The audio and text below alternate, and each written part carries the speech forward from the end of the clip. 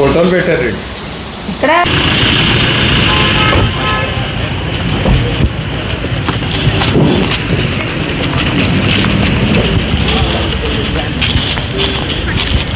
ఏంటి ఇది అవకతవకలు జరుగుతున్నాయని తెలుసు. ఏజెంట్లు లోన పంపించరా? మీ ఇష్టమా?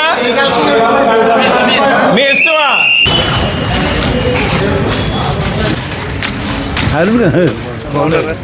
మీ మిస్సెస్ చూసారు. నేను ప్రతి అభ్యర్థి ఏజెంట్ని పంపించాను.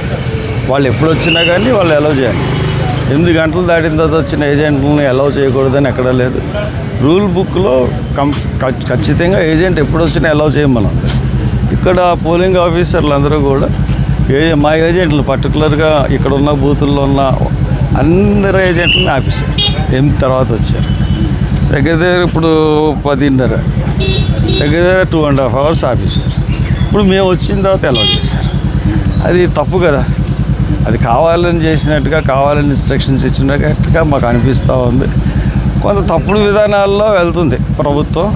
ఇది మంచిది కాదు. బట్ అల్టిమేట్గా విజయం ఎవరిని వరించాలో వాళ్ళనే వరిస్తుంది. 100% మేము ఇదిగా ఉన్నాం.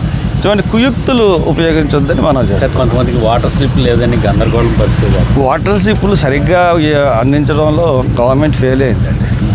చాలామందికి ఫోన్ చేశారు. ఇంతకుముందు వాటర్ స్లిప్లు ఇంటికి తీసుకెళ్ళి ఇచ్చేవారు. ఎప్పుడు ఏ ఎలక్షన్, నా చిన్నప్పటి నుంచి చూస్తున్నాను, వాటర్ స్లిప్లు ఎలక్షన్స్ తీసుకెళ్ళి ఇచ్చేవారు.